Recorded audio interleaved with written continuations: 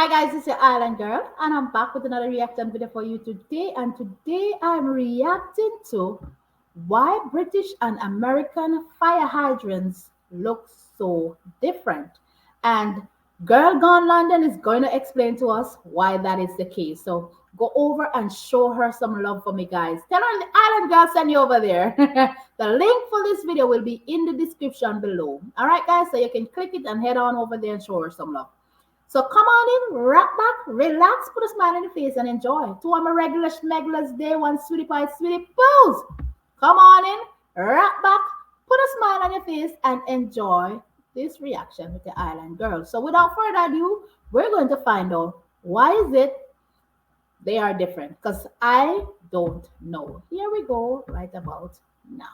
Coming from the US, one thing you eventually start to wonder when you move to the UK is, where are all the fire hydrants? True. American fire hydrants are visible. They're recognizable. They're just a part of every American neighborhood, and you've definitely seen them in TV shows and movies, notably dogs using them for other purposes. But in the UK, they're seemingly nowhere to be found. Okay. And that's because, you guessed it, UK and USA fire hydrants are different. And in this video, we're diving deep into the whys, the whats, and the wheres to help you understand this fascinating topic that you never knew you needed to know. Okay. So to get started, fire hydrants have been important to the firefighting services since they figured out how to connect any sort of pipes to the water mains. Before then, you had water for firefighting kept in buckets and cauldrons, ready for use by bucket brigades. It's not that efficient, and the firefighting services were very glad when wooden mains water systems were installed around the 16th century that meant they could dig down and connect to the pipes.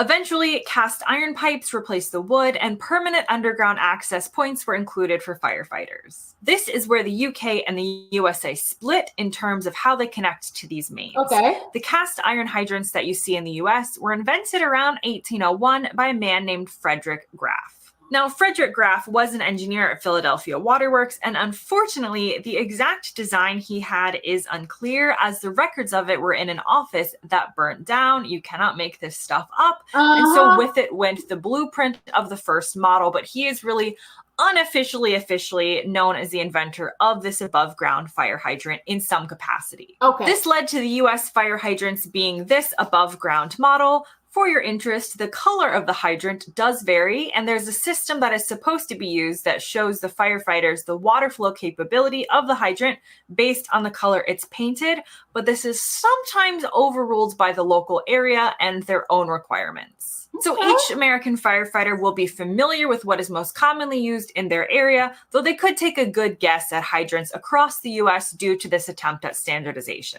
You can see here how the hoses are attached to the hydrants to get the water flowing. Now, before we talk about the pros and cons of above ground hydrants, and more on that in a second, let's talk about what happens in the UK, because there are so many hydrants around, but they're not visible because they're underground. The fire service has direct access to the water mains via these underground connections. So they are neatly tucked away underneath a cover that looks like this. It's just a flap in the ground. The ones in my area are mostly painted yellow, but they don't have to be. You can see the FH for fire hydrant here. In addition, these are often marked by these yellow H signs, marking the distance and size of the pipe. Are you serious? So you're telling me that you guys don't have fire hydrant popping up on every... I'm sitting here making this video right now, and I'm looking outside across the street at a yellow fire hydrant. Every crevice and turn, and you see a fire hydrant here in the US. It's so obvious. And then you have spots where you cannot park because the fire hydrant is there, and and if you park there, your vehicle is gone. They tow it. They don't play. And you're telling me that yours are underground? No, that's unique. That's cool. I did not know that. Okay, now. There are a couple of numbers on the yellow sign. The larger number shows the size of the water main that feeds the hydrant in millimeters. Oh. And the smaller number indicates in meters the distance to the hydrant from the sign. Often there's also an arrow as well to point them in the literal right direction. Okay. British standards require fire hydrants to be tested and serviced once per year. Interestingly, now that we know British hydrants are typically underground, it's important to know that 99% of American hydrants are above ground, but there are some underground ones, particularly airport runways, because this avoids them becoming obstacles to the planes. Steve Hemingway, who worked in the hydrant industry in the US, tells the story of the underground fire hydrants he sold within the US, and that was to a theme park in the 1980s in Orlando that had a miniature version of China. Above ground hydrants here would have really ruined the sense of scale, so they went for the underground ones.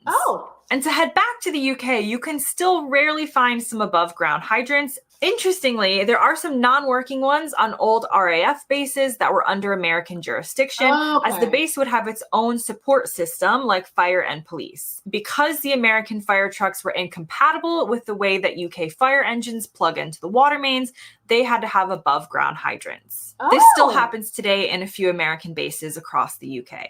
And now that we know the differences, let's talk about the why, because that's what I was really interested in. Is it just a case of one country does it one way and the other country does it the other, like keyboards, and there's no real rhyme or reason? It's partially that. The above ground hydrant was invented by an American and it sort of just took hold there, while the underground access has always been the done thing in the UK. But if we look more closely, we can hypothesize on a few different reasons. Firstly, the pro for the underground access in the UK is it's space saving. Already the roads are cramped in communities and in cities, and adding above ground hydrants would just take up more space.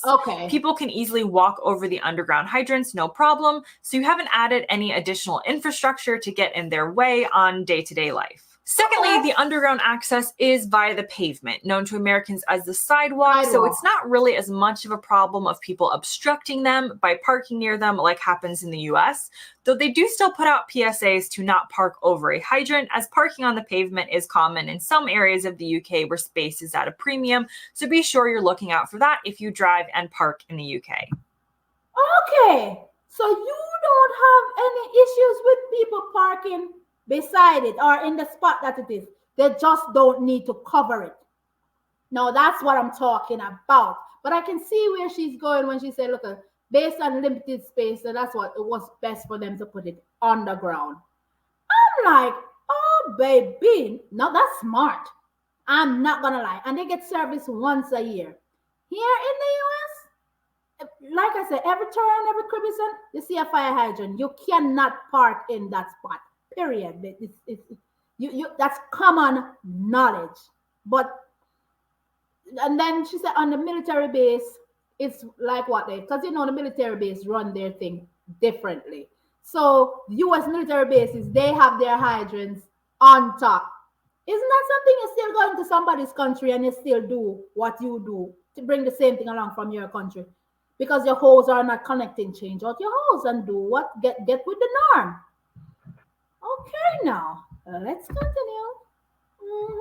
The underground system also discourages tampering. You can't easily vandalize a hydrant in the UK, and they're mostly left to their own devices until needed by fire services.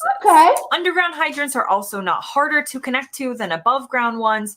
They just need some different equipment, so every fire truck in the UK carries a standard pipe to connect to them, rather than in the US, where the cast iron risers are permanently attached to the hydrants. In other words, it seems to work for the UK. Now, the above ground hydrants do offer some pluses and minuses as well. The minuses, as talked about, include that they are more easily tampered with by the general public, and they can be crashed into by people who don't know how to drive, or blocked by people parking where they aren't supposed to, effectively blocking off the truck's access to the fire hydrant. If this happens and you do block it in America, the fire services are more than allowed to do anything necessary to get hooked up to that water in an emergency, including breaking your car windows and pumping the water through the hose through your car. When it comes to space, typically there's a lot more room in the US than the UK, so the above ground hydrants aren't taking up that much space, and you could argue that they're at least a little bit easier to spot.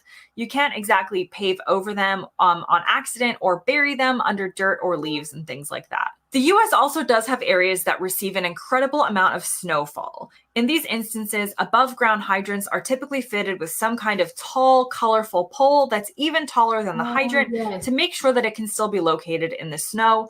And you might argue that in the in-between states that do get a decent amount of snowfall, but not feet upon feet or meters upon meters, the above ground hydrants just make it easier to access without needing to clear a ton of snow away. That being said, in the US, there are two types of above ground hydrants used: a dry fire hydrant and a wet barrel hydrant. Wet barrel hydrants are used in warmer climates where it doesn't freeze. The barrel of the hydrant always has water in it. In a dry type hydrant, the barrel is actually empty and the water is stored below the frost line for the area where the hydrant is being used in. When the valve is open, it's allowed to flow through, but the water doesn't stay in the barrel all of the time to avoid it freezing, as you can't easily fight a fire with a frozen block of ice. US above ground hydrants also allow for higher water flow rates, which is often needed in America because of the obsession we have with building everything from timber, which sets on fire pretty easy. So which is better? I found one thread discussing the differences, and it seems that the American firefighters believed that the above ground hydrants were better, but that's to be expected because that's what they're used to. Yeah. But mostly it seems to be a they're both fine kind of scenario. The worst case scenario for both, like a car destroying an above ground hydrant or a below ground hydrant being buried or too hard to find, it doesn't really happen that often anyway. It's the absolute worst case scenario, and both fire services have adapted to the type that they need to know how to use. So I would say on this one, we're not going to make any judgment calls on which is better and just say they worked differently. So now you know, and if you have anything to add, as always, please do in the comment section below, as well as any ideas you have of. Okay. After she went back now and explained the differences and the plus to the American one, I can see where she's coming from. And then it kind of makes sense. And it click in my head, I'm like, oh yeah, because with us here, we get tons of snow.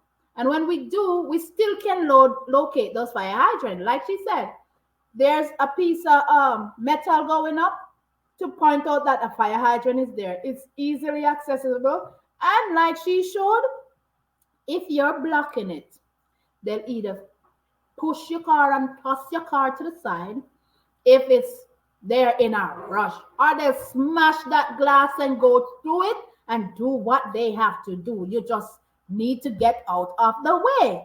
Not only that, you can spot it from a mile away. And I don't know, like she said, for people who can drive, that's one of the downfalls there is for them too. There people always running into fire hydrant. I don't get it. Always water spewing up in the air. So I can see, because the US, they're used to, they're comfortable with theirs, and the UK, they're comfortable with theirs as well. So there's no judgment as in say who's best and who is worse, because they both are accessible to whosoever is using them. They don't have to dig. It gives the flow that they need. So I guess it's a win-win then when you look at it. It's your island girl, and I'm running a very interesting topic because I had no clue that your fire hydrants were underground. And yes, they're easy to tamper with here in the US. And I like the idea of how you guys can just you don't need nothing much to get to yours. And it's not sealed down like ours here. Yeah. That part I like.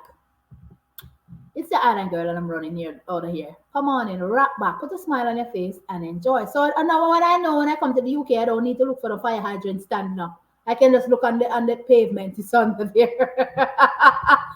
Love you guys, and I'll definitely catch you guys in another video. Bye.